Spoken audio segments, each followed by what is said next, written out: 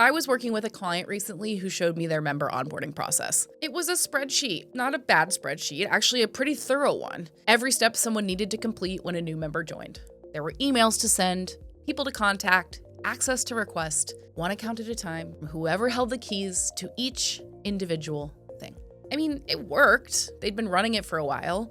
New members got onboarded. But when I looked at it, I felt this really strong pull, like, I can make this so much easier for you and so much better for the people on the other end of it. Because here's what that spreadsheet actually was. It was a list of everything their platform wasn't doing for them.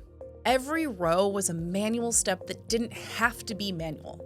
Every contact so-and-so for access was friction a new member had to push through before they could even get started. Member areas don't fix everything. But for a business with any kind of ongoing membership, onboarding, or gated content, they can replace a surprising amount of that spreadsheet. Hi, I'm Kelsey Gilbert-Kreiling, founder of Week of the Website, creator of Eventually Ticketing, and author of Squarespace from Sign Up to Launch. I'm going to show you how you can use member areas for your service business. Most people hear member areas and think, online course. And that's one use case, but it's not the most interesting one for service businesses. The more useful frame is this. Member areas are for any ongoing client relationship where you deliver something after the transaction. Resources, recordings, documents, access, community. If your client relationship doesn't end at the end of the invoice, and it probably doesn't, your platform should reflect that. Here's 3 ways you can actually use them. 1, your onboarding path. For businesses that have productized their services, each engagement begins with the same tools. So make those evergreen tools available to your clients immediately. Send it upon booking and save your individual magic for your face-to-face time. Number 2, the workshop library. If you run workshops, trainings, or any kind of paid educational content, recorded or live, member areas give that content a permanent home, not a Dropbox link that expires, not a Vimeo password someone has to dig through their email to find. It's a page your clients can log into and actually use.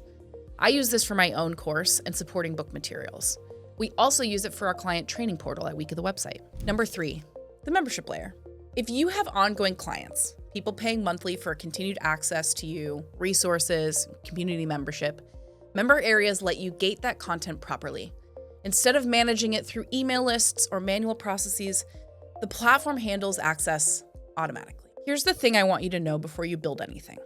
Member areas require your clients to create an account. That's friction.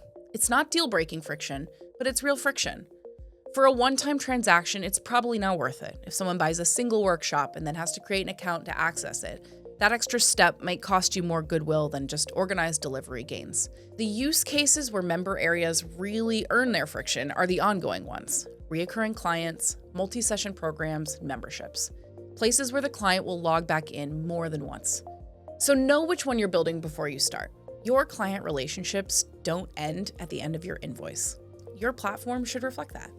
A member area is how you can build a home for the work that happens after.